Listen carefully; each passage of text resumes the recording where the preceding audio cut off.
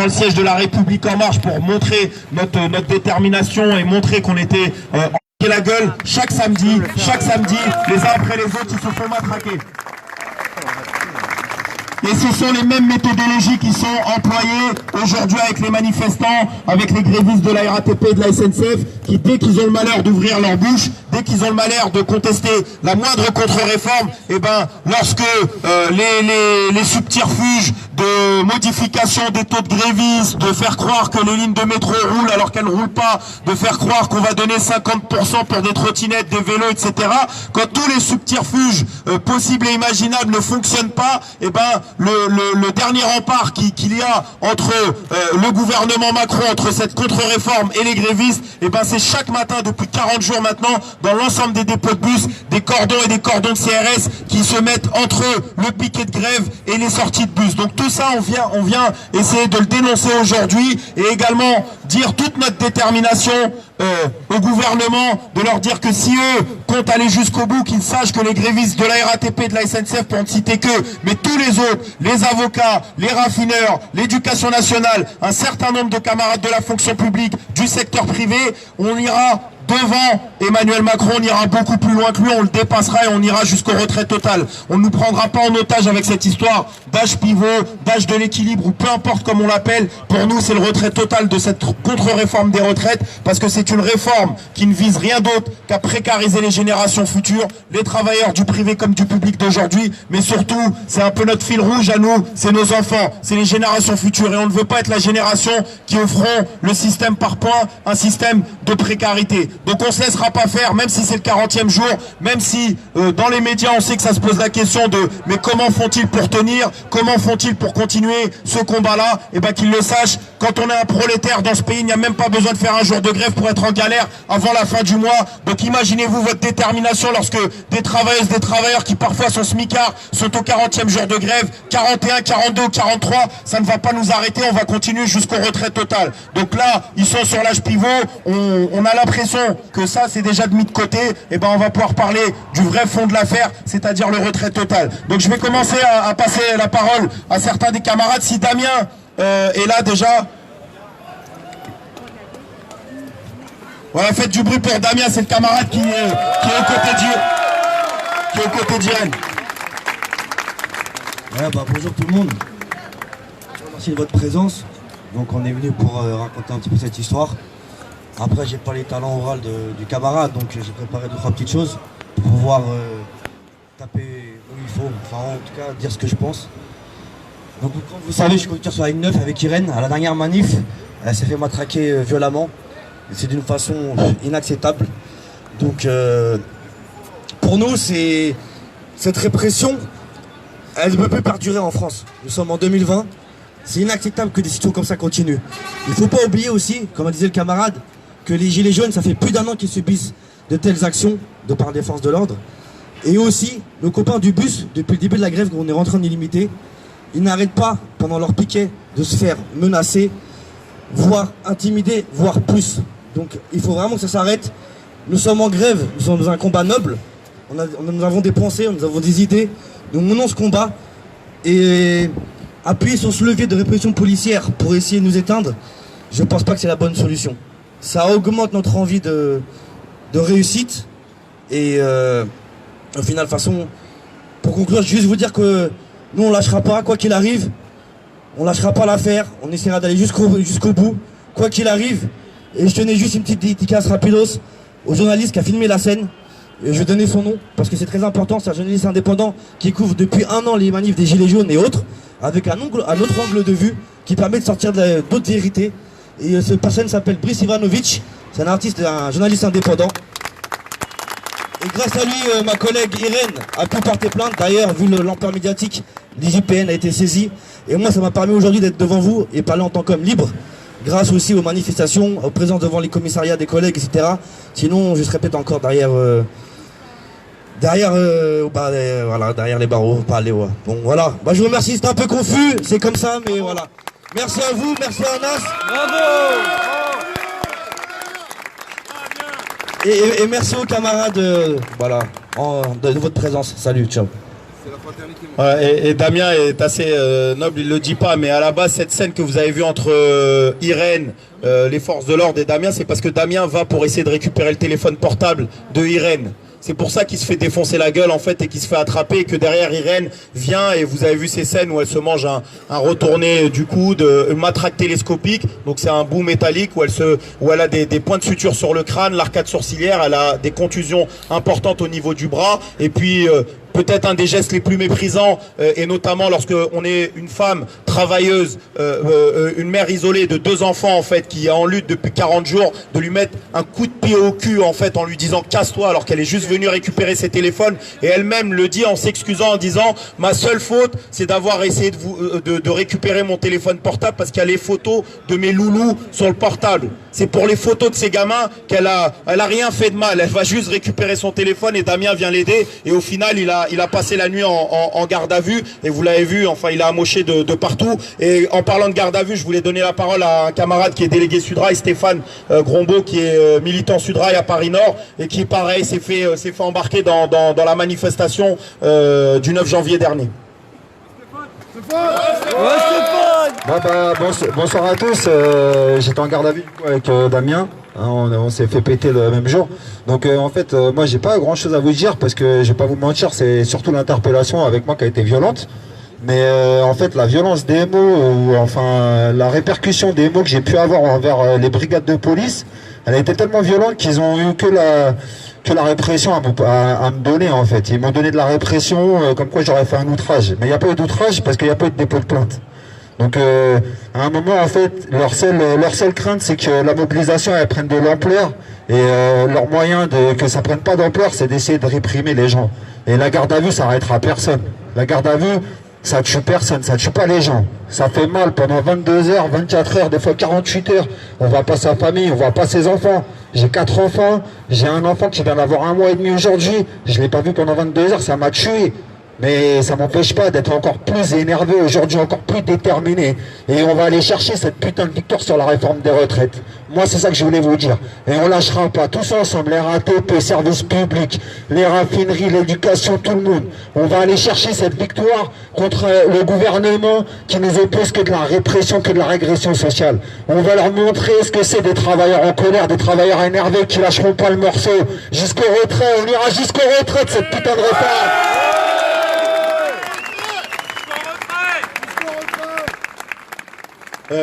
On pense notamment à d'autres camarades qui se sont fait embarquer le même jour. La camarade de Sud Santé Sociale s'est fait sauver par un étudiant. Si vous avez vu cette scène là où elle se fait tirer, elle a un sac à dos rouge, il y a quelqu'un qui est habillé en bleu qui se jette sur elle pour essayer de la défendre et qui prend une grosse partie des coups. Il faut savoir que ce camarade là a été enfermé dans le commissariat du 5e arrondissement, que il y a toute une procédure, que son avocate m'a contacté parce que elle essaye de recueillir un maximum de personnes qui pourraient témoigner en sa faveur. Donc voilà, c'est un étudiant qui est venu, qui ne la connaissait pas, et qui, lorsqu'il a vu la scène, en fait, s'est jeté sur elle pour essayer de la protéger en fait des coups qu'elle commençait à prendre, notamment par cette fameuse brigade qui a vu le jour au moment du mouvement des Gilets jaunes, qui s'appelle les Bravem, brigade de répression de je sais plus trop quoi, et puis d'action violente, voilà, et motorisée. Donc ce sont les fameux policiers qui ont des casques de police. En fait. Je voulais passer la parole à un camarade, Annie, qui est militant RS-RATP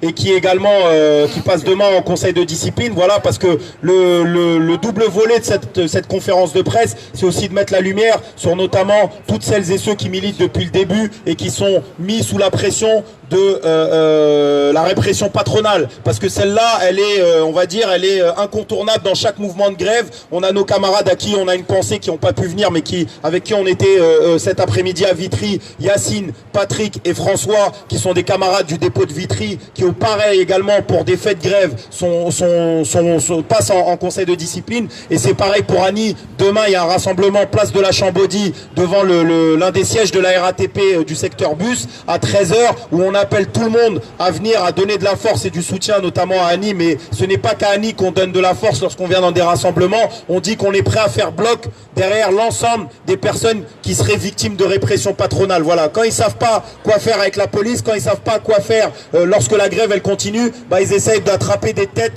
dans l'eau, et notamment des leaders de la grève, pour essayer d'impressionner, de dire bah s'il y a les leaders qui tombent, qu'est-ce que nous on va faire, nous qui sommes parfois même pas syndiqués. Donc voilà, je laisse la parole à Annie. Bon, bonsoir à toutes et à toutes. Effectivement, voilà, on essaye de casser du gréviste. Parce que moi, je suis au centre bus de Bel-Air, donc effectivement, on est parmi les meneurs, les leaders de ce mouvement depuis le 5 décembre. Et il y a des messages clairs à faire passer. Moi, ce que je constate, de toute façon, c'est que cette réforme-là, aujourd'hui, c'est pas juste la réforme des retraites. C'est vraiment tout le système de protection sociale. La réforme des retraites, c'est la mère des réformes. Si ça passe, tout le reste, y passe. Et aujourd'hui, il est hors de question qu'on laisse cet héritage-là à nos enfants. Et même, il y a aussi les anciens qui sont déjà à la retraite, qui vont être impactés aussi par cette réforme des retraites. Aujourd'hui, on a besoin de tenir 40 jours, 50 jours, 60 jours. On est prêt à tenir jusqu'au bout. On fait le nécessaire pour que tout le monde tienne. Mais pour tenir, il n'y a pas de secret. Bien sûr, c'est un combat politique, idéologique, mais il y a aussi un combat économique, financier. On a besoin des caisses de grève pour pouvoir tenir. Aujourd'hui, il y en a beaucoup qui reprennent le travail parce qu'ils ne peuvent plus tenir financièrement. Moi, ce que je veux savoir, c'est déjà d'une, j'ai un message à faire passer à toutes les obédiences syndicales représentatives. Il y a de l'argent dans les caisses. On a besoin de cet argent-là pour tenir. Donc le message, il est clair. J'essaie de montrer personne du doigt. C'est un appel au don. Si cet argent n'est pas sorti pour ces mouvements-là, quand est-ce qu'ils vont être sortis? Ça, c'est déjà le premier message. Le deuxième message qu'il faut faire passer, tout simplement, c'est qu'effectivement, il y a une répression policière dans les centres bus. Moi, je suis machiniste receveur, donc depuis plus de 15 ans à la RATP. On n'a jamais vu ça. On a vu les grèves de 2007, j'y ai participé. On n'a jamais vu autant de flics dans nos centres bus. Ils se permettent même d'entrer dans nos centres bus pour boire le café, la direction leur offre le petit déjeuner. Mais on va où? On va où? Aujourd'hui, la police, elle est là pour protéger les citoyens, pas pour les tabasser. On se fait que tabasser, matraquer. Moi, j'ai participé aussi, à la manifestation de jeudi. J'étais choqué, j'ai vu des vieux devant moi se faire tabasser. Il y a Irène, notamment notre collègue, qui s'est fait prendre des coups de pied au cul. Moi, ce que je veux savoir, c'est que cette réforme-là, les premières concernées aussi, c'est les femmes. Elles sont où ces associations féminines? Elles sont où aujourd'hui pour venir avec nous manifester? On les entend pas. Je suis désolé, mais on les entend pas. Les permanents, les dirigeants syndicaux, ok, vous appelez à des mobilisations, à des manifestations. Nous, le groupe de coordination, on vient. Mais quand nous, on fait appel à des mobilisations, on ne vous voit pas. Et ça, c'est un problème. Pour combattre cette réforme, il faut tous être unis. Voilà. Donc moi, je demande à ce que tout le monde soit uni, peu importe qui fait un appel à la mobilisation. Car aujourd'hui, c'est le combat des grévistes.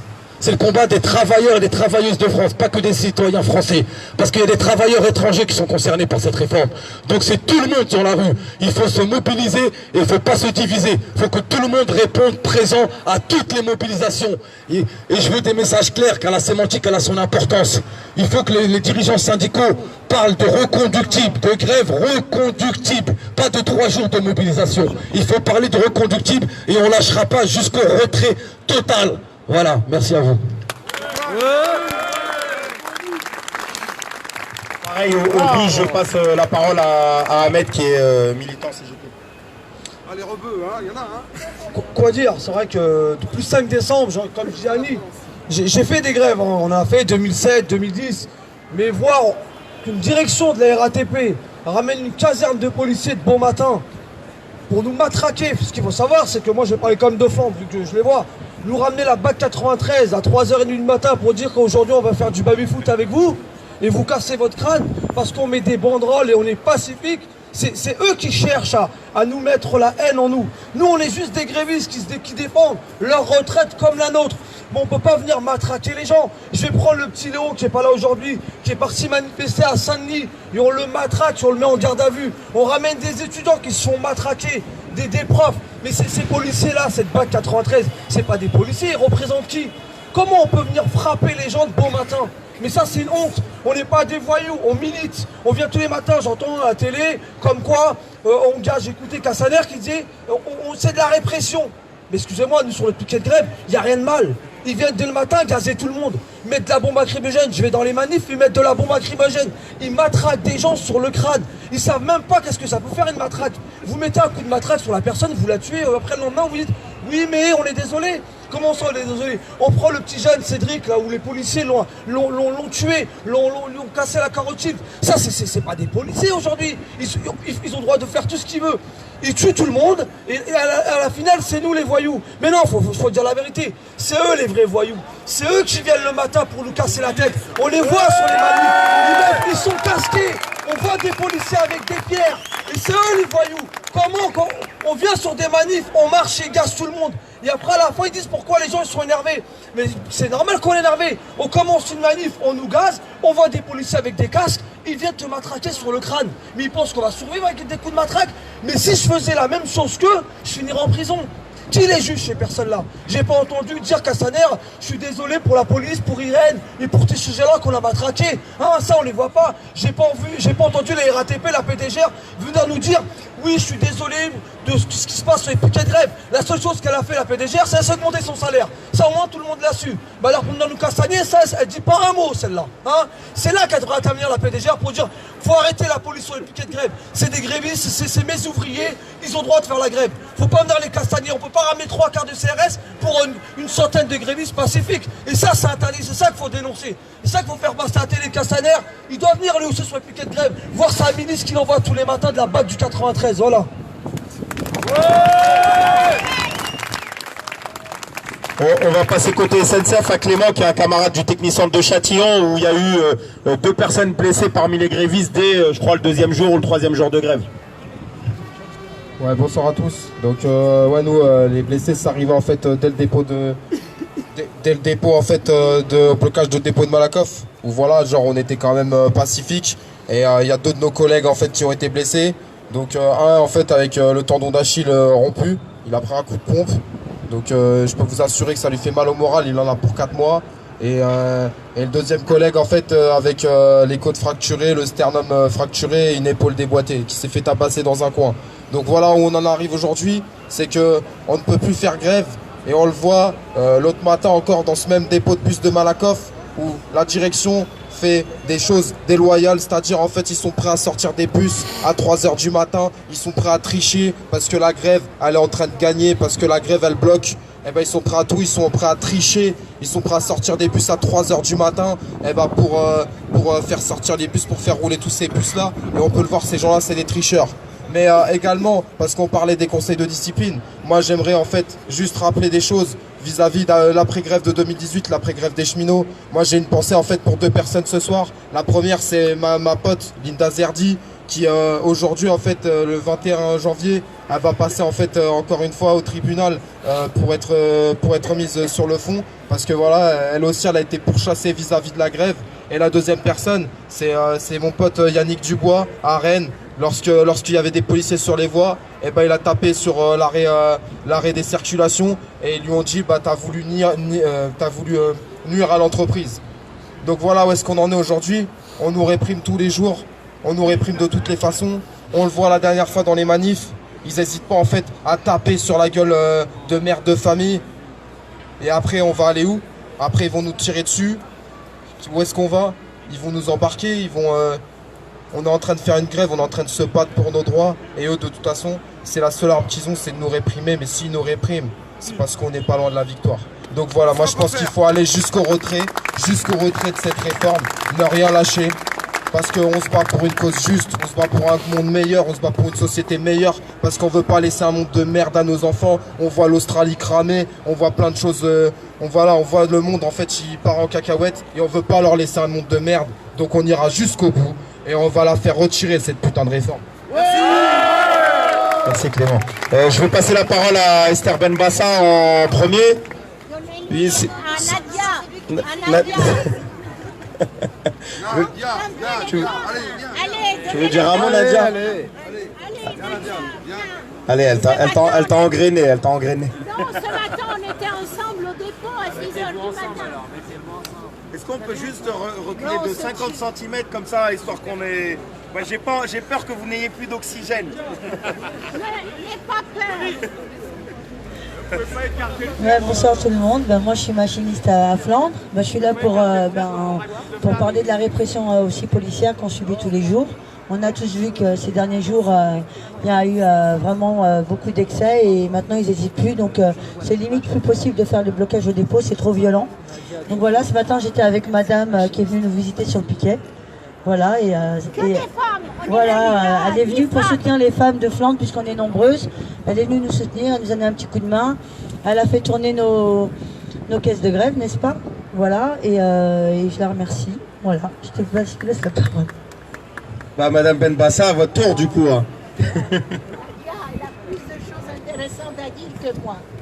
Bon, écoutez, moi je suis sénatrice écologiste de Paris. Je suis contre cette réforme.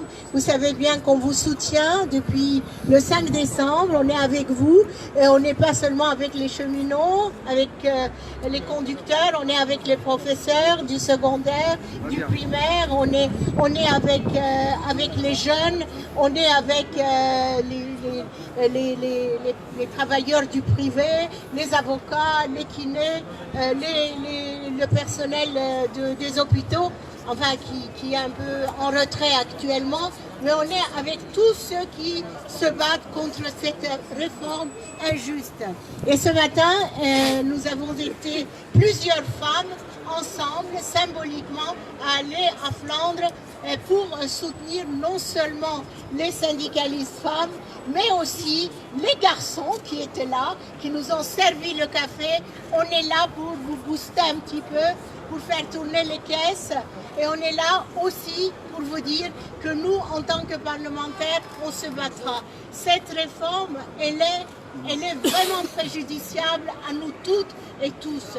Vous savez bien que les smicards perdront 20% de leur retraite avec cette nouvelle réforme.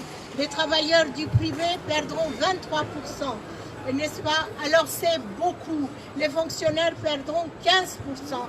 On ne peut pas quand même se contenter des belles paroles d'Édouard Philippe qui nous a déjà envoyé, avant de faire ces déclarations, le texte de loi que nous allons dont nous allons débattre en février, parce que tout était déjà prêt. Alors là, la petite réformette qu'il propose aux syndicalistes, plutôt aux syndicats, UNSA et CFDT, ce n'est que des paillettes, ce n'est rien du tout, parce que l'âge pivot, il ne va pas disparaître. Ce gouvernement va faire passer par ordonnance ce texte ou par le 49.3 en sautant par-dessus la tête des parlementaires. Il a fait la même chose pour l'assurance chômage. 1 million de plus de chômeurs sont devenus pauvres parce qu'ils ne touchent plus leur argent. On ne peut pas continuer à accepter les violences policières.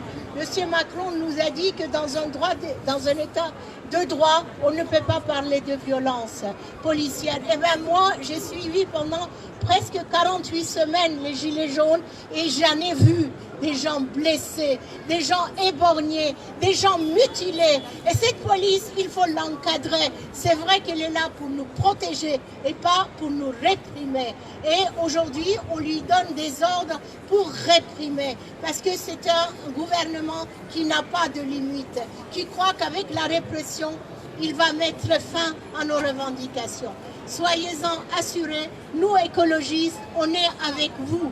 Parce qu'on sait qu'on ne peut pas travailler plus. Parce que les jeunes générations ne veulent pas travailler plus, produire plus, consommer plus et polluer plus. Nous avons tous droit, et les jeunes qui vont partir à la retraite dans un certain nombre d'années, ils veulent vivre autrement.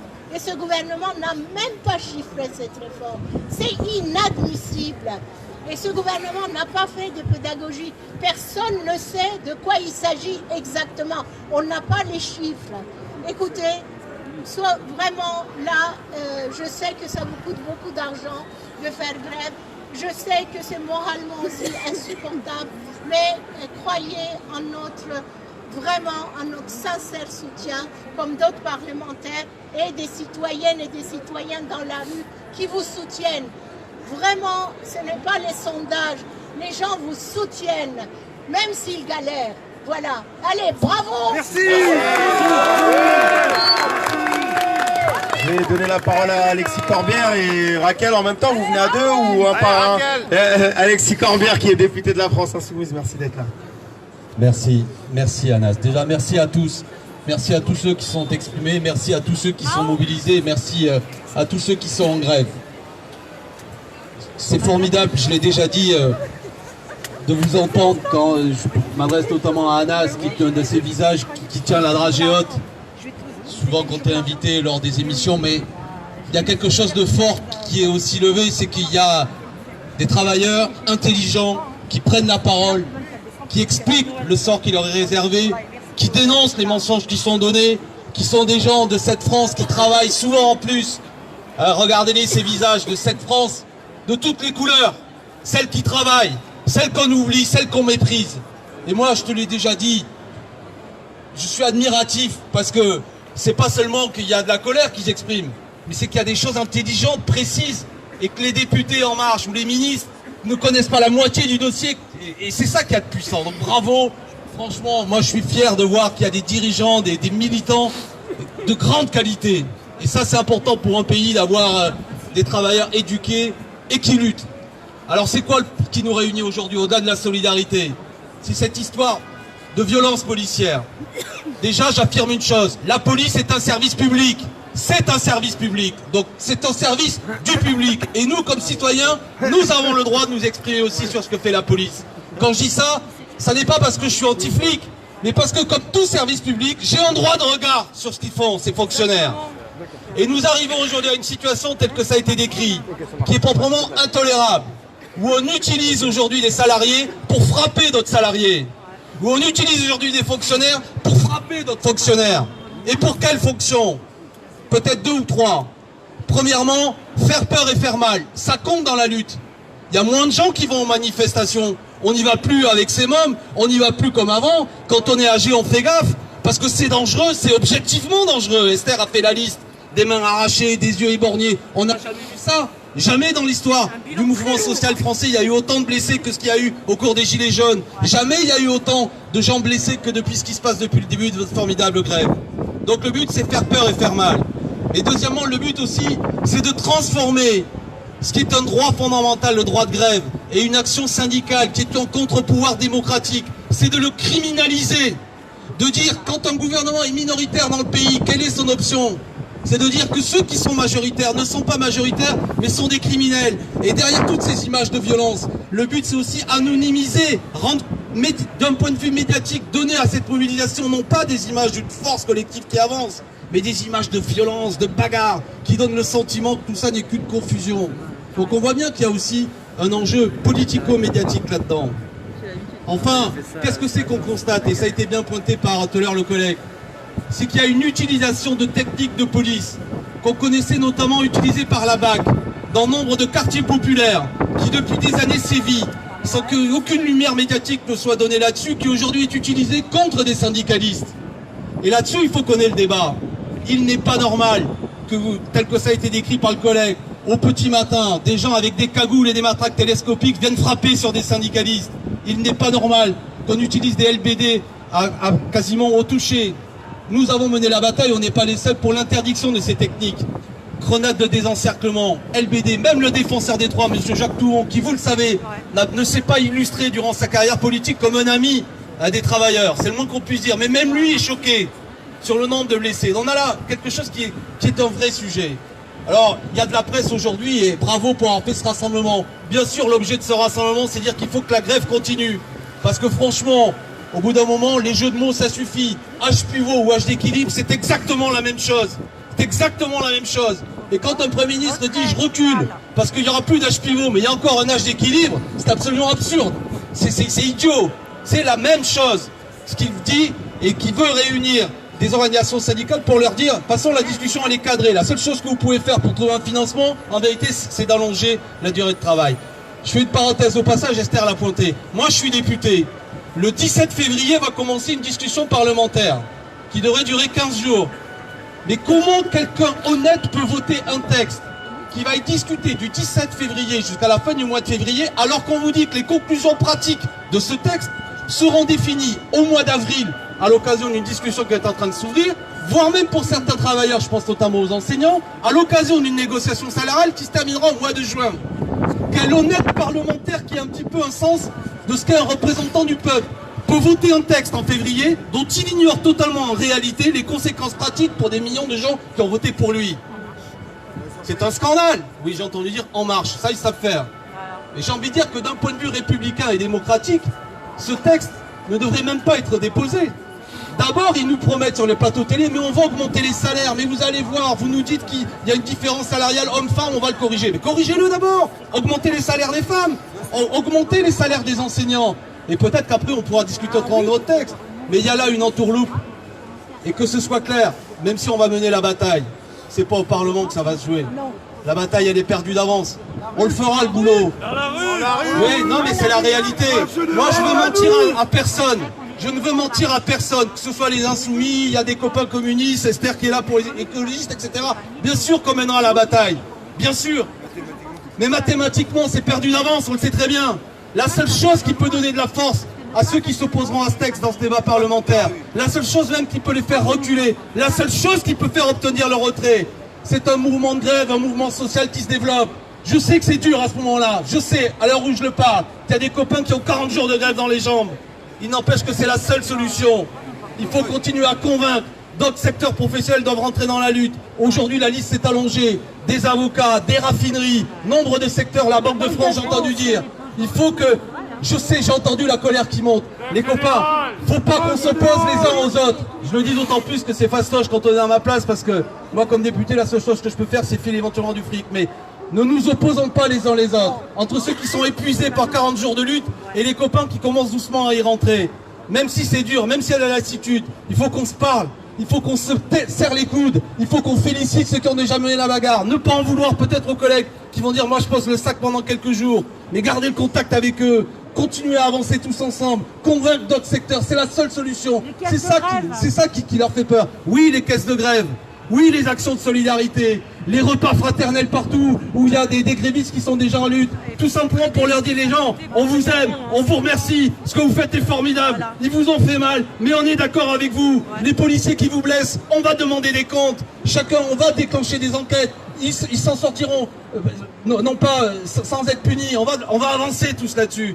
C'est dur, mais franchement, bon voilà, et puis les gens qui nous écoutent, vous êtes gênés par la grève. Ben oui, mais c'est un combat pour vous aussi, vous devez l'entendre. Oui, c'est actuellement le désordre. Ok, on le regrette nous-mêmes. Mais il y avait un romancier, c'était Romain Rolland, qui disait quand l'ordre est injuste, le désordre est parfois le début de la justice. Eh ben on en est là. Oui, il y a du désordre, mais c'est le début d'une justice. Parce qu'on veut refuser cette réforme des retraites qui nous impactera tous. Ceux qui nous écoutent doivent comprendre que vous soyez celui qui sert le café là à la terrasse, la commerçante, l'employé, tout ce que vous voulez, vous allez être touchés. Même encore plus finalement que toi, il y en a encore plus que les copains de la RATP. Ça va impacter tout le monde. C'est une lutte pour l'intérêt général. Franchement, bon. Et puis, quel que soit ce qui arrivera, quelle fierté, quelle dignité vous avez manifesté.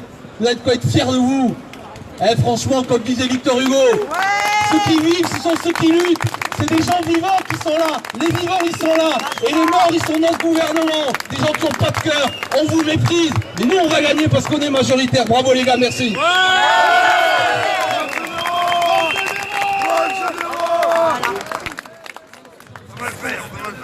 J'ai plus beaucoup de voix à cause des marches. Mais c'est pas pour rien qu'on perd notre voix. Je vais dire brièvement juste à toutes les copines et les copains qui sont là aujourd'hui que je vous remercie. Samedi encore à la manifestation, je me disais mais quelle dignité, quelle fierté. Personne ne pense que notre place est ailleurs que dans ce combat pour le retrait de la réforme des retraites. Nous sommes dans une situation qui est absolument limpide. Nous vivons dans un régime politique qui est une monarchie présidentielle.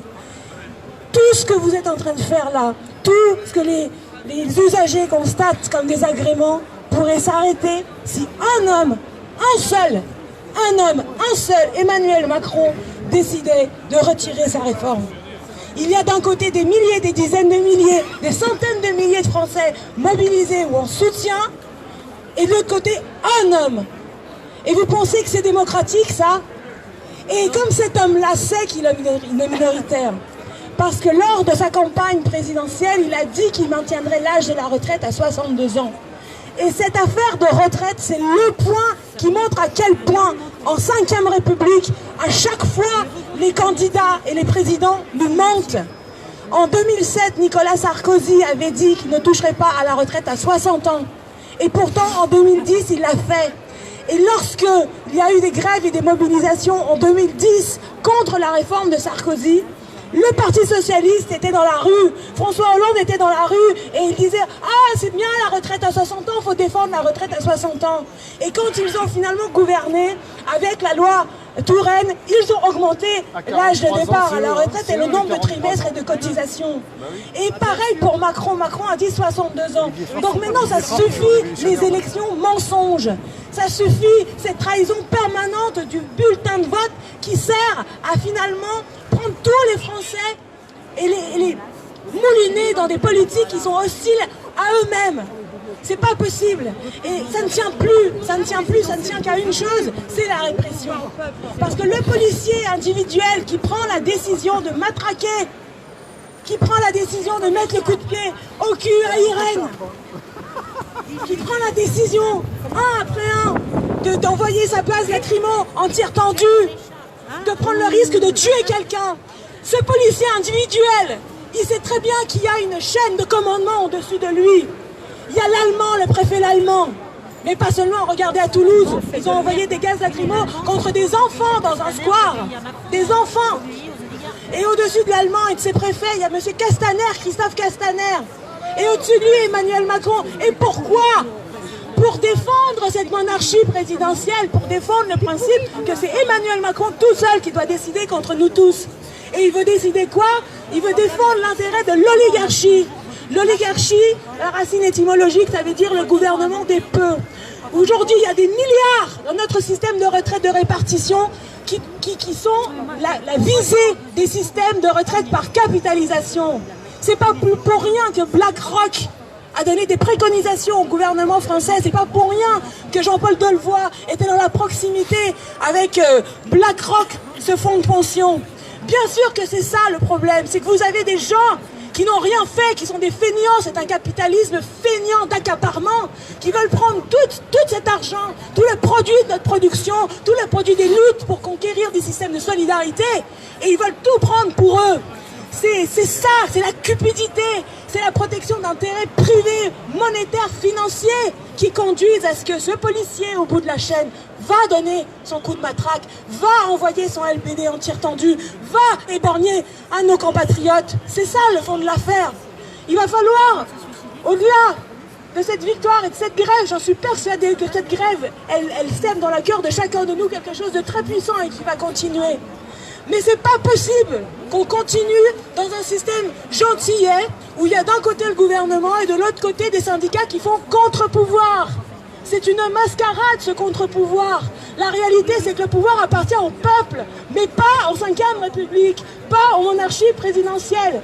Et les copains, quand on aura gagné, parce qu'on va gagner le retrait de la réforme des retraites, il va falloir partir à l'assaut de la 5e République pour que plus jamais aucun gouvernant ne puisse nous massacrer tous au nom de l'intérêt de ses propres amis.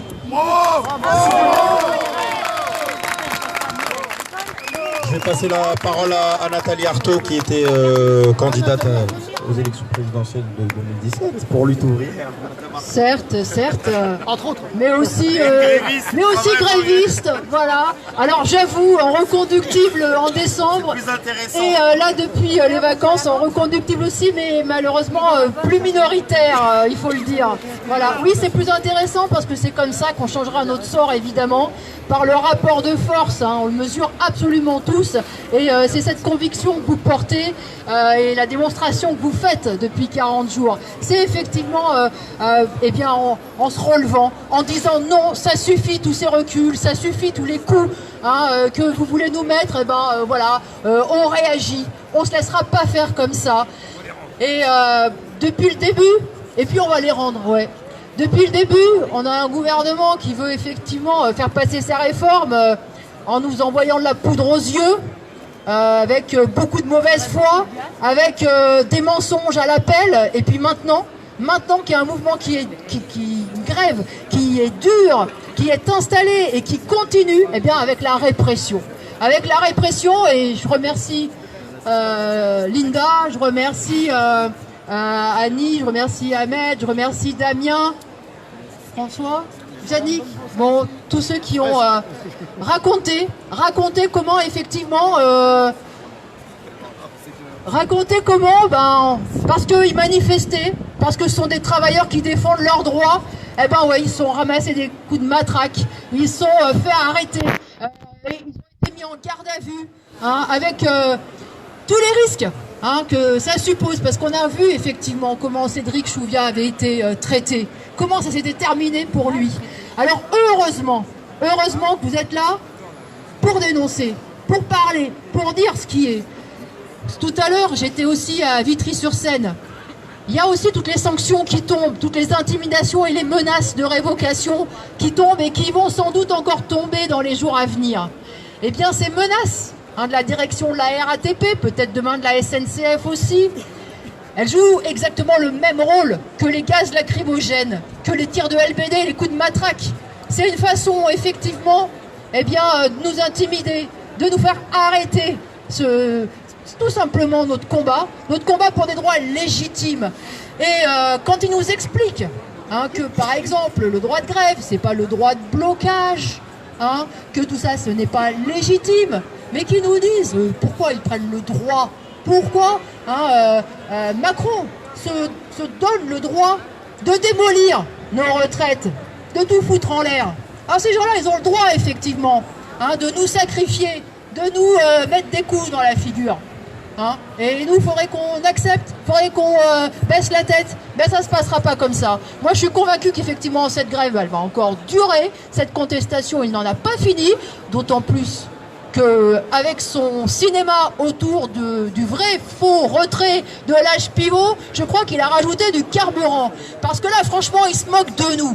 Quand il explique qu'il a retiré l'âge pivot mais provisoirement et à condition que les confédérations syndicales le réintroduisent à leur façon, franchement, il nous prend pour des imbéciles.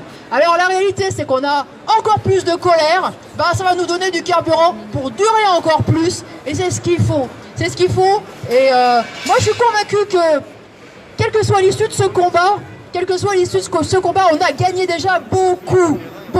Parce que là, on a une fraction des travailleurs qui a repris le bon chemin, c'est-à-dire la voie des luttes collectives, qui affirme haut et fort ses intérêts, la légitimité de ses intérêts. Et ça, eh bien oui, c'est un pas important, décisif, qu'on attendait depuis longtemps, depuis des années. Alors cette voie-là, on l'a prise. Eh ben j'espère que voilà, on va continuer et qu'on fera face aussi à tout ce qui va nous tomber dessus, parce que c'est sûr qu'ils s'arrêteront pas là. Mais du moment qu'on a repris conscience de nos intérêts, de notre force, que cette solidarité ouvrière, eh bien à nouveau, elle est vivante, elle est importante, eh bien ça nous donne des perspectives pour continuer le combat et pour le mener jusqu'à la victoire. Et la victoire, ce ne sera pas seulement que Macron dégage, ce sera aussi que la bourgeoisie, elle dégage.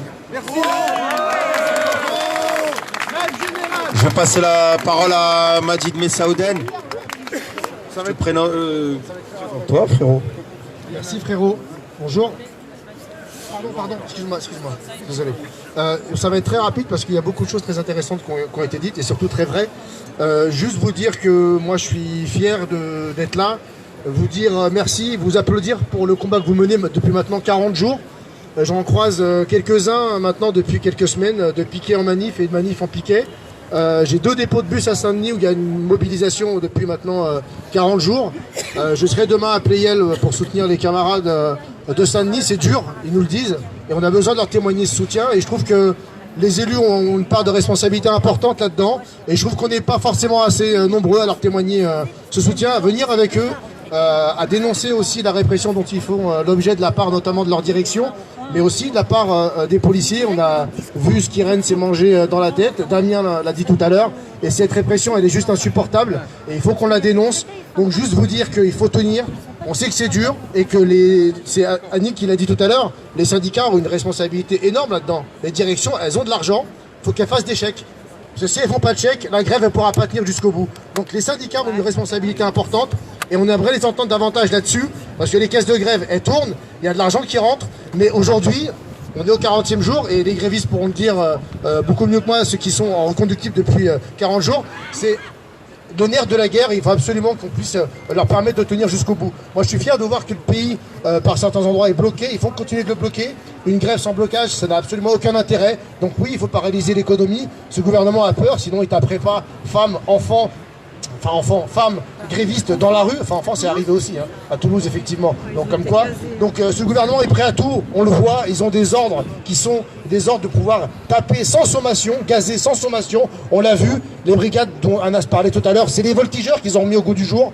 Et ils n'ont absolument peur de rien, ils ont l'impunité pour eux, leur numéro des Rio n'est jamais sur eux. Donc il n'y a absolument aucune manière aujourd'hui de pouvoir remonter sur ceux qui ont commis des violences policières.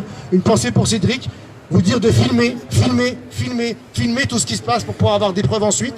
Et juste voilà, je termine là-dessus, je suis très fier de vous, fier de voir que vous êtes mobilisés malgré la dureté du mouvement. Et juste vous dire voilà, qu'on vous aime. Merci, faites du bruit les grévistes. Je vais passer la parole à Benjamin pour le POID. Bonjour chers camarades, je suis donc Benjamin, je suis agent de la ville de Paris, je suis militant syndical et engagé dans la grève pour le retrait. Mais aujourd'hui c'est comme représentant du Parti ouvrier indépendant démocratique que je m'adresse à vous. Le Parti ouvrier indépendant démocratique s'associe à toutes celles et à tous ceux qui se dressent contre la répression inouïe à laquelle se livre le gouvernement Macron. Contre les grévistes, contre les manifestants, contre les militants syndicaux et y compris contre les journalistes. Jamais on n'a vu un tel déchaînement depuis des années. Même si ce déchaînement de violence policière, d'intimidation et de répression est inscrit depuis le début dans la nature même des institutions du régime bonapartiste de la Ve République, issu du coup d'État du général de Gaulle en 1958, et dont la police jetait les Algériens dans la Seine en octobre 1961 déjà. Le POID est aux côtés des travailleurs, des jeunes, des militants qui aujourd'hui utilisent leur droit légitime à la grève avec nos organisations syndicales pour contraindre le gouvernement à reculer, c'est-à-dire à retirer purement et simplement son projet de retraite par points. Travailleurs, militants, jeunes, nous ne sommes pas dupes. Les manœuvres du gouvernement autour de l'âge pivot sont de la poudre aux yeux. Une manœuvre qui aggrave la contre-réforme puisque le gouvernement prétend, en plus de tout le reste, inviter les organisations syndicales à devenir gestionnaires du système qu'il veut nous imposer. Dans ces conditions, comme notre hebdomadaire La Tribune des Travailleurs a cherché à en rendre compte, une discussion, une recherche intense se mène dans les assemblées générales, dans les rassemblements et dans la grève. Comme le disent ce matin des cheminots de l'Oise, notre objectif n'est pas de faire la grève la plus longue de l'histoire, mais d'obtenir le retrait du projet. Et qui pose la responsabilité des organisations à tous les niveaux pour appeler maintenant à la grève générale. Comme le disent à Dijon les enseignants de l'Assemblée interlude de Dijon, avec les syndicats CGT, FO et Solidaires de l'enseignement le 9 janvier. Si la grève venait à se transformer en grève générale, le gouvernement n'aura d'autre choix que le retrait. Nous y sommes prêts. Nous attendons que la même détermination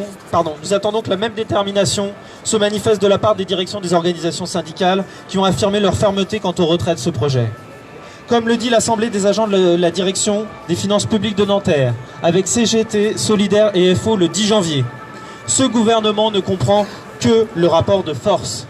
Alors il n'y a pas d'alternative. Les directions des organisations syndicales doivent appeler à bloquer le pays et appeler à la grève générale. Nous y sommes prêts. Oui, ce problème est posé. En bas, nous sommes prêts. Nous le montrons depuis 38 jours. Et en haut, il est plus que temps que les dirigeants appellent et jettent tout leur poids dans la balance par un appel clair et net dans l'unité à bloquer le pays. Et si Macron et ce gouvernement ne veulent rien entendre à ce que demande la majorité, s'ils ne veulent rien entendre à la démocratie, alors qu'ils s'en aillent, Macron et sa réforme, qu'ils s'en aillent ce gouvernement au service des capitalistes. Merci. Je vais passer la parole à Almami Kanouté pour le comité Justice et Vérité pour Adama. Et Assa Traoré s'excuse d'ailleurs, elle devait venir. Également Olivier Besancenot et Éric Coquerel, j'en profite m'excuser à leur place. Bonsoir à tous. Bonsoir. Donc un maximum de bruit pour tous les grévistes qui se battent depuis plus d'un mois pour tous les gilets jaunes. Et j'aimerais juste faire un rappel de mémoire. Depuis tout à l'heure, j'entends les discours et j'entends bien que nous avons ce besoin d'unité et de mettre de côté nos querelles, nos différences et ainsi de suite. J'aimerais que, à chaque fois qu'il y ait des prises de parole, qu'on rappelle qu'à travers les violences policières, puisque tout à l'heure j'ai vu une banderole qui m'a parlé, il y a aussi de nombreux morts. De nombreux morts. Donc, les blessés, il n'y a pas de problème. Je suis en colère quand il y a des blessés. Je suis en colère quand je vois les images, quand la collègue d'Anas, Irène, se fait matraquer sur la tête. Juste pour pouvoir récupérer son portable. Moi, j'aimerais juste que nos colères, on puisse les additionner. Qu'on puisse les multiplier. Parce qu'en face, il n'y a pas de si. Ils n'entendent pas, s'ils ne veulent pas discuter. Moi, je vois, ok, je comprends la règle du jeu, représentants syndicaux et autres. Pour moi, excuse-moi, les représentants syndicaux, c'est des bluffeurs. Pour moi, à leur place, je n'irais même pas discuter avec ces irresponsables politiques.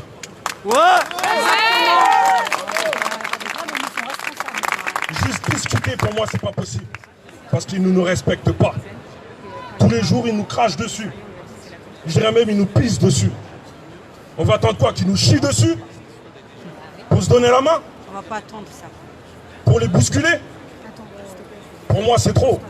On va pas attendre que, après que ce combat soit fini, attendre un autre combat. On doit anticiper. On doit anticiper, on doit être dans la continuité. On ne doit plus attendre. On attend à chaque fois. À chaque fois, on se fait taper dessus. À chaque fois, on se fait tuer. À chaque fois, on nous envoie dans le coma. Et à chaque fois, on continue les mêmes méthodes de division. On retourne les uns contre les autres. À chaque fois, on se demande où est la banlieue. On en parlait tout à l'heure. Mais la banlieue, elle est là, en fait. Ah oui, elle est là. Quand vous allez au centre dépôt de Vitry, ils sont tous là. c'est que des banlieusards, en fait. Père de famille ou non. Et la banlieue, je vais vous dire pourquoi vous avez l'impression qu'elle est absente. Parce que ça fait plus de 30 ans qu'elle se fait tuer. Ça fait plus de 30 ans qu'elle se fait matraquer. Ça fait plus de 30 ans que ces forces du désordre s'exercent sur les banlieusards. Et on pourrait très bien dire, ben, nous quand on mangeait, et encore aujourd'hui on mange, il n'y a personne pour nous soutenir. Les médias regardent de l'autre côté. Les responsables politiques d'eux-mêmes. Et ben moi je dis non. On doit être ensemble. C'est pas grave ça. On doit être ensemble. Et faire l'effort de faire un pas vers l'autre. Moi je suis pas ouvrier, moi. Je suis pas ouvrier, je l'ai été à une époque. J'ai subi des injustices, des inégalités. J'ai été dans le social. Aujourd'hui je travaille dans le social. Pour permettre à notre jeunesse d'avoir les outils et les armes pour se défendre. Parce que ce qu'ils font aujourd'hui, c'est pas pour leur gueule, c'est pas pour leur poche. C'est pour nous tous et les futures générations. Je suis père de famille. Et moi, il est hors de question que mes filles, demain, m'interrogent sur ce qu'on a fait ou ce qu'on n'a pas fait pour assurer leurs arrières. Donc, moi, le message, il va être clair.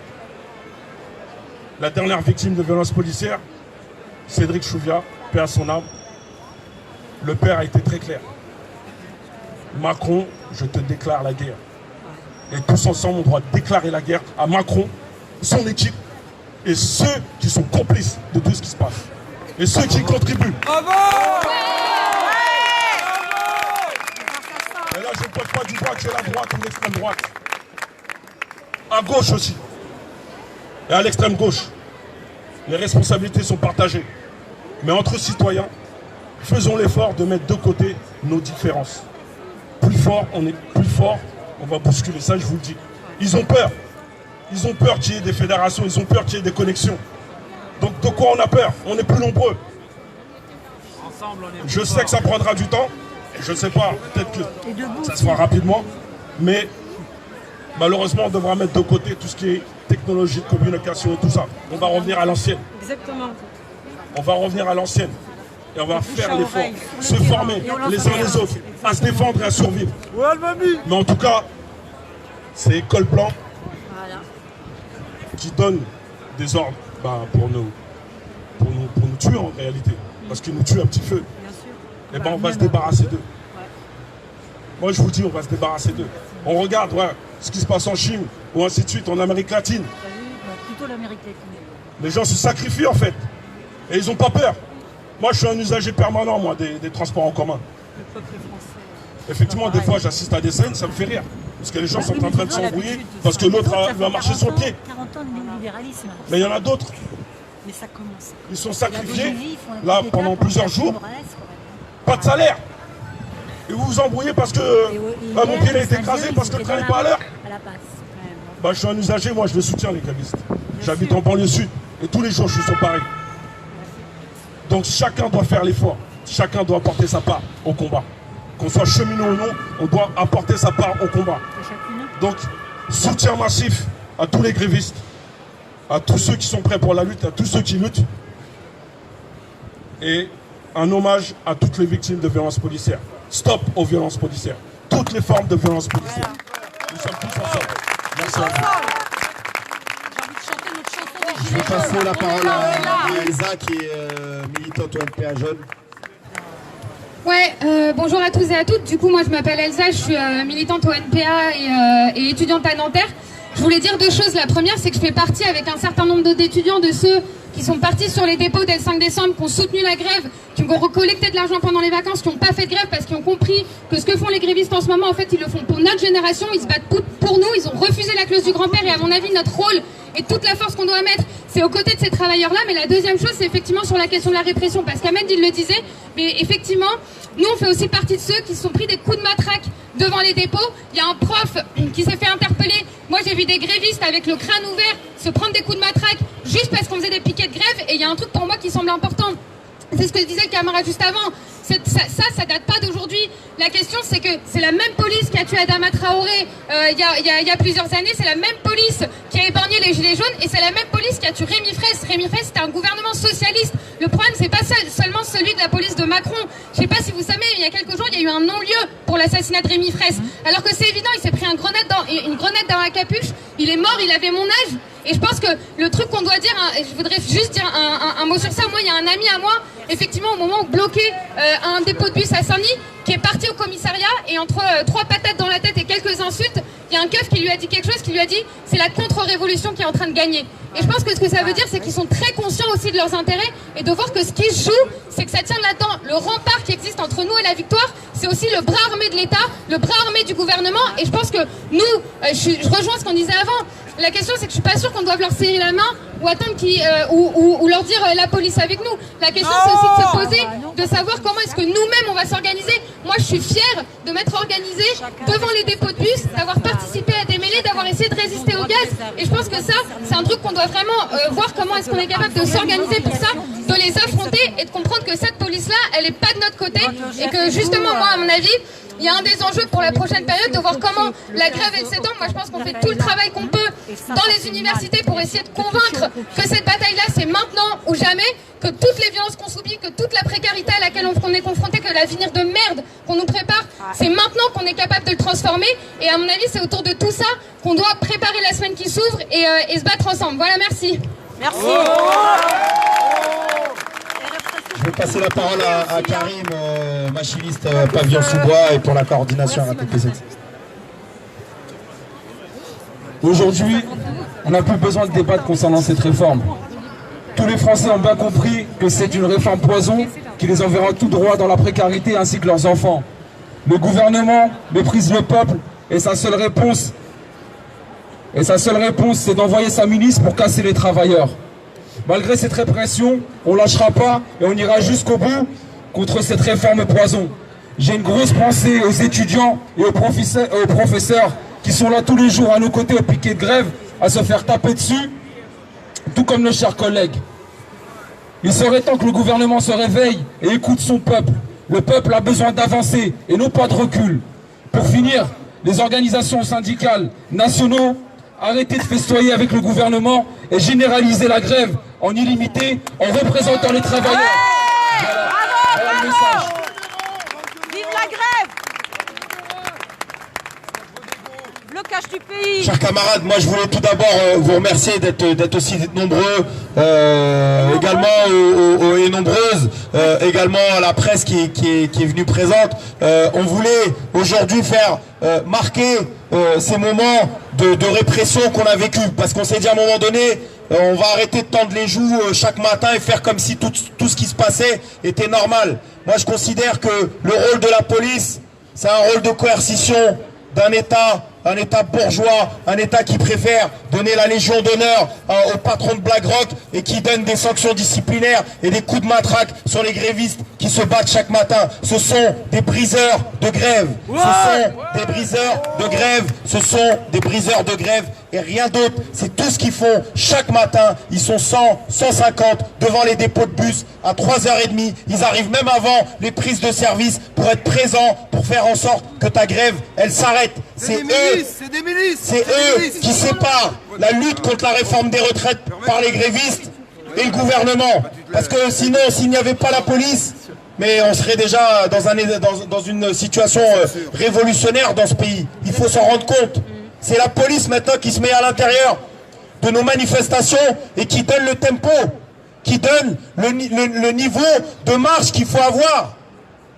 Il y a des camarades qui ont interpellé à un moment donné la police en disant mais pourquoi vous êtes au milieu du cortège en train d'avancer? Ils disent parce que ça va pas assez vite. C'est eux qui décident de comment la manifestation elle doit se dérouler maintenant, dans quel cadre, où est-ce que tu finis. Si tu as un point de sortie, un point de finition de manifestation, c'est eux qui décident. Finalement, ça sera pas Saint-Augustin, ça sera Saint-Lazare que la manifestation va s'arrêter. Et on enlève des stickers aux camarades, regardez le niveau où on en est. C'est devenu dangereux d'avoir un sticker CGT ou Sudrail ou je ne sais quoi ou UNSA. C'est dangereux d'avoir un gilet de la SNCF. On n'a plus le droit d'avoir un gilet jaune ou un gilet orange en dehors du cadre d'une manifestation. À part si vous faites du vélo peut-être ou de la trottinette. On a l'impression que quand tu sors d'une manif, mais c'est tellement con. C'est tellement con, mais ils cherchent à faire ça pour mépriser ce qu'on fait. Parce qu'ils savent très bien que ton gilet, tu peux le mettre dans ton sac à dos et le mettre 10 mètres après. Que tu peux enlever ton sticker et le remettre 10 mètres après. Mais c'est pour te dire, mon ami, c'est moi qui fais la loi ici. Et la loi, elle te dit d'enlever tes stickers, c'est tes trucs de merde, de manifestation. Et on te montre que ton rôle à toi, ta lutte à toi, elle s'arrête devant notre barrage de CRS. Et si on te dit, tu sors sans tes gilets, sans tes stickers, tu sors sans tes gilets, tes stickers, sinon tu sors pas. C'est ça qu'ils essayent de faire. Ils s'en foutent que même 5 mètres ou 10 mètres après. L'essentiel, c'est que tu leur obéisses quand tu passes devant eux. Et ça, c'est inadmissible. Ça, c'est inadmissible ce qui est en train de se passer dans les manifestations, mais également dans les dépôts, chaque matin, sur les différents piquets de grève. On se rappelle de ces images, et c'est ce que disait Elsa, ce n'est pas juste le rôle de Macron. Rappelez-vous des images, en 2010, des raffineurs, lorsqu'ils bloquaient les raffineries, et qu'on venait à la scie électrique, aller scier les barreaux des dépôts qui étaient fermés, qui étaient cadenassés par les raffineurs en grève, pour faire en sorte que le pétrole sorte des raffineries. Ça a toujours été la même chose. Ça a toujours été la même chose. On est devant Gare du Nord et on a une pensée pour le camarade travailleur de Honnête, les travailleurs du nettoyage. 45 jours de grève. Pendant 45 jours, ils venaient les déloger à 3h du matin devant les gares de Saint-Denis, Hermont, Gare Sarcelles et autres. Ça a toujours été leur rôle de briser les grèves, d'être au service des bourgeois et uniquement de la bourgeoisie et non pas de qui que ce soit qui est en bas. Ils s'en foutent de ce que nous on fait, qui gagnent 1500 ou 1600 euros. Leur rôle, il est d'être du côté de ceux qui sont les amis de BlackRock, de celles et ceux qu'on félicite quand ils sont dans des malles. Je pense à Carlos Ghosn, à qui c'est devenu un héros qui fraude le fisc et qui s'est sauvé. Lui, c'est un héros. On lui envoie des conférences de presse au Liban. Tout le monde sait que ce qu'il fait, c'est condamné par n'importe quel tribunal, mais le mec, il arrive à faire déplacer les conférences de presse. Mais on vous ramène pas au Liban, on vous ramène que devant Gare du Nord. Et il y en a un peu moins que pour Carlos Ghosn. On vit dans un monde inversé. Donc Carlos Ghosn, c'est un héros, mais si toi tu brûles un pneu devant ton dépôt de bus, tu passes à la matraque et au disciplinaire. C'est ce qui est en train de se passer, les camarades. Donc nous, on le dit, on le répète. Aujourd'hui, ce soir, cette conférence, c'était pour marquer les esprits, pour dire on ne laissera pas faire. On va vous faire payer politiquement ce que vous faites. Et je pense que le gouvernement est en train de voir que même quand à Le Monde, qui est un des plus grands journaux médias français, qui fait un éditorial sur les violences policières, ils sont en train de voir que jouer un peu trop avec la répression, ça peut rapidement se retourner contre eux, et qu'il y a un certain nombre de personnes qui n'étaient pas spécialement anti-police ou pro-grève et qui se sont retournées littéralement du côté des grévistes lorsqu'ils ont vu qu'on matraquait les grévistes quand ils voulaient récupérer leur téléphone portable, ou qu'on leur faisait des croche-pattes, ou qu'on leur tirait au LBD à même pas 50 cm. C'est ce qui est en train de se passer, les camarades. Donc nous, on lui dit, et on le répète, le gouvernement, s'il est ferme, on est 10 fois plus ferme que lui, et nous, on ira jusqu'au retrait. On n'a rien à perdre, on n'a plus rien à perdre. Un peu d'argent, mais eux, ils ont tout à perdre, et nous, on a tout à gagner. Et c'est pour ça qu'on ira jusqu'au bout. Les coups de matraque chaque matin ne nous arrêteront pas. Les gaz lacrymogènes dans les manifestations ne nous arrêteront pas. Ce qu'on est en train de faire, les camarades, ce n'est pas juste l'histoire, comme je le dis et je le répète, d'une réforme des retraites, d'un système par points. C'est l'histoire de la lutte des classes qui est en train de se jouer. On est en train de leur démontrer que ceux d'en bas, ils peuvent à un moment donné décider de relever la tête depuis 40 jours et tenir ce mouvement de la plus haute des manières et tenir la dragée haute à tous celles et ceux qui ont les avocats, les huissiers, la police, la justice. Ils ont tout de leur côté, et nous on a une seule chose, notre solidarité, notre fraternité et surtout notre courage à aller jusqu'au bout, jusqu'au retrait total. Merci beaucoup en tout cas d'être aussi nombreux. Et je vous assure, on va gagner. On va gagner. Et tous ensemble, et tous ensemble. Et tous ensemble, et tous ensemble.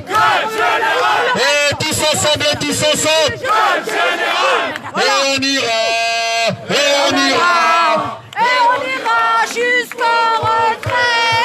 Et on ira. Et on ira. Et on ira jusqu'au retrait. Et on ira. Et on ira. Et on ira jusqu'au retrait. Et on ira. Et on ira. Et on ira jusqu'au retrait. Merci à toutes et à tous. Continuez à soutenir les grévistes au quotidien sur les piquets de grève, allez les voir, il y a des piquets partout, il y a des assemblées générales partout. Vous êtes chez vous, les usagers, les usagères des transports publics, on fait ça pour vous également. Venez nous soutenir, venez nous voir, c'est la famille, on fait ça, on est ensemble. Même on sait, pour certains il y a des difficultés pour le boulot, pour pouvoir aller travailler, certains ne peuvent pas se permettre de faire grève, on connaît les difficultés. On connaît les difficultés, mais c'est pour que demain ils attaquent pas le SMIC, les 35 heures, les congés payés, la sécurité sociale, la CAF, la CMU, etc., etc.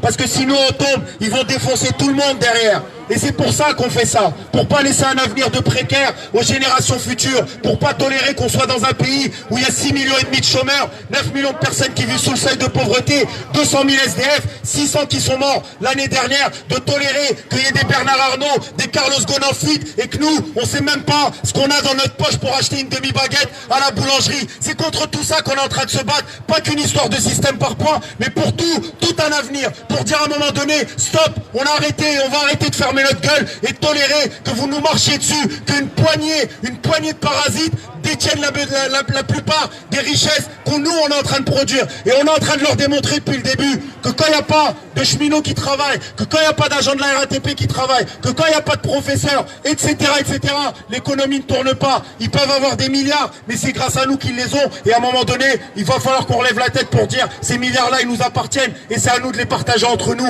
et pas de vous les laisser entre les mains. Donc merci à tous pour la force que vous nous donnez. Continuez à nous soutenir sur le terrain, financièrement et dans le moral. Force à vous, merci beaucoup. Bravo.